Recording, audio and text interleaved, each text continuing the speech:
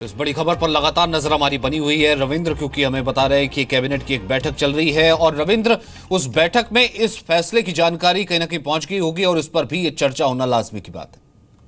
देखिए सचिन, जाहिर तौर पर कैबिनेट की बैठक चल रही है। वहाँ पर सभी केंद्रीय कैबिनेट के सभी मंत्री मौजूद हैं और ये सुप्रीम कोर्ट का जो फैसला आया हुआ उस पर वहाँ पर विचार विमर्श तो भले ही न कर सकते कैबिनेट में हो, लेकिन जानकारी तो जरूर सभी के पास हो गई है।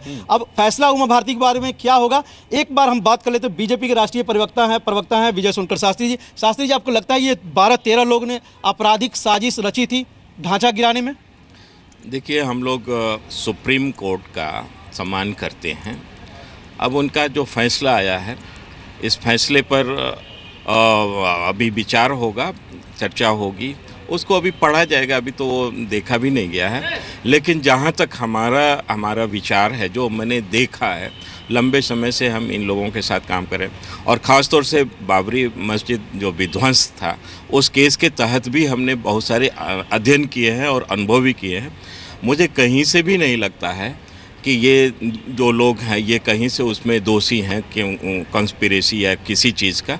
फिर भी अगर ये फैसला आया है तो इसका अध्ययन हम लोग करेंगे और देखेंगे कि इसमें क्या टेक्निकल, इसका क्या। शास्त्री जी, आप राष्ट्रीय प्रवक्ता हैं बीजेपी के और आप बड़ी बात बोल रहे हैं कि आपराधिक साजिश रचे जाने की कोई संभावना नहीं है।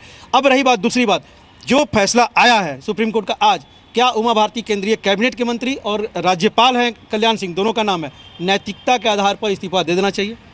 देखिए, मैंने बताया ना कि इस संदर्भ में पार्टी के तरफ से मीटिंग चल रही है, चर्चा चल रहा है और जो फैसला आया उस फैसला को ले करके उसका टेक्निकल और हर तरह से उसका स्टडी होगा। उसके उपरांत यह तय होगा कि क्या होना चाहिए। इस संदर्भ में अभी कुछ मेरा कहना बहुत ज़्यादा जल्दीबाजी होगा।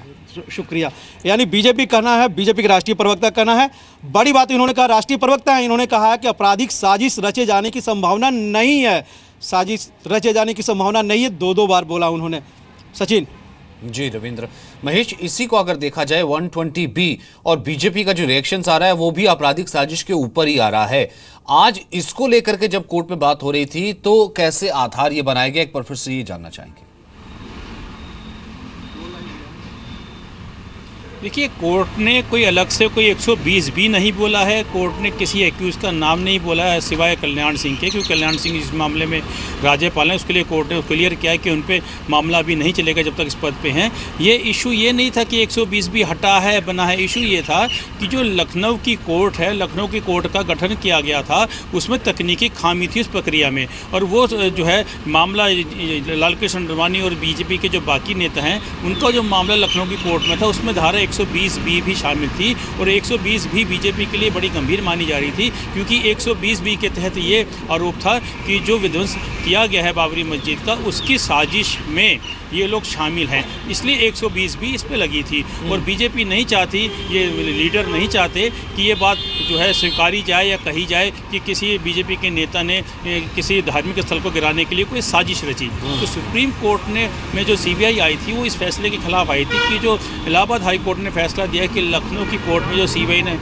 चार्जशीट अपनी दाखिल की थी, जिसमें ये 13 एक्यूज़ हैं सभी नेता, उन पर 120B भी का भी आरोप है। तो उस जो कोर्ट है, स्पेशल कोर्ट का लखनऊ का, उसका गठन गलत था और वो तकनीकी खामी को देखते हुए उस कोर्ट के अंदर जितनी भी प्रोसीडिंग हुई थी वो सब शून्य कर दी गई। तो इसलिए वजह से इन पे जितने भी चार्जेस थे, जो क्योंकि उस कोर्ट ने जो संज्ञान लिया था 120B का या उस चार्जशीट के ऊपर जो भी चार्जेस थे वो सब शून्य हो गए थे। इसलिए सभी जो धाराएँ हैं ये 120B है वो हट गई थी। स्पेशली कोर्ट ने ये नहीं कहा था कि ये जो है इन पे से 120B हटाई जाती है या इनके खिलाफ 120B गलत लगाई गई कि आज इस मुकदमे को चलने की इजाजत एक बार फिर से दे देना, तो ये ऑटोमेटिकली कहीं ना कहीं आ जाता है कि आपराधिक साजिश के तहत मुकदमा ये चलेगा। बहुत बहुत शुक्रिया महेश इन बातों को समझाने के लिए और इस चर्चा के लिए। रविंद्र, आपका भी बहुत बहुत शुक्रिया। विशाल, लखनऊ से आपका भी बहुत बहुत शुक्रिया। लगातार दिन भर इस बड़े फैसले पर और इस पर आते रिएक्शंस पर नजर हमारी रहेगी।